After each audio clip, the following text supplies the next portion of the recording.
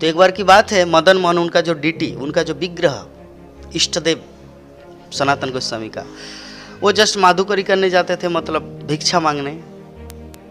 भिक्षा मांग के जो भी लाता था बस उनको भगवान को चढ़ाते थे। तो ऐसे करके रोज एक दिन मदन मोहन को थोड़ा सा गुस्सा आया, अरे रोज रोज सूखा रोटी, बोले कि थोड़ा नमक तो दो। मदन मोहन बोला, अभी कोई फील कर सकता प्रभु जी ये कैसे हुआ, आपने देखा था क्या? नहीं, हमें विश्वास करना है। शुद्ध भक्त भगवान से बातें करते हैं, हमारे पास वो योग्यता नहीं है, इसीलिए हम नहीं देख सकते।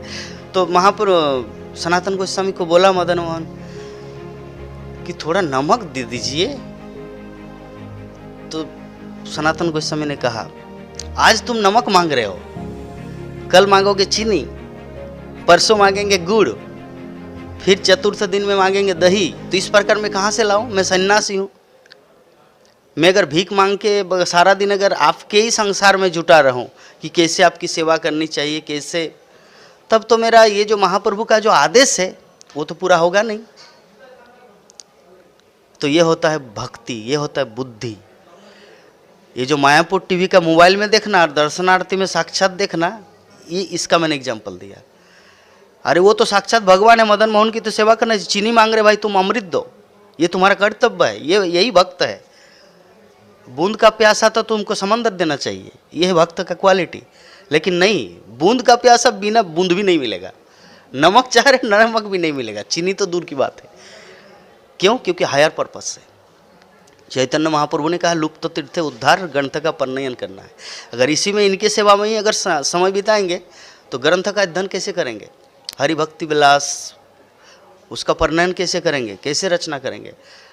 बृहद भागवतामृत, वो सब का उद्देश्य क्या है? सद्धर्म संस्थापको लोकानाम हितकारिणी, ताकि जगत का कल्याण हो। क्योंकि जब तक जगत के व्यक्तियों को, संसार के लोगों को ये वास्तविक क्या करना चाहिए और क्या नहीं करना चाहिए, जब तक ये नॉलेज ना हो, तब तक वो मार्ग में तो हर कोई चलता है। मान लीजिए आप कुंभ मेला में गए हैं, 2025 के कुंभ मेला में, और आपको पता नहीं पूरब किधर है और पश्चिम किधर है, सूर्य ढका हुआ है, बादल है,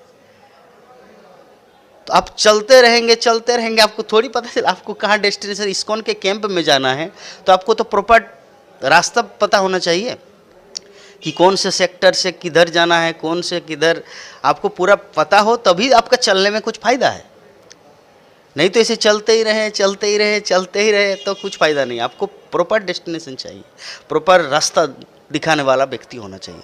तो इसीलिए षड् गोस्वामीगण कलियुग के, मतलब ऐसे दौर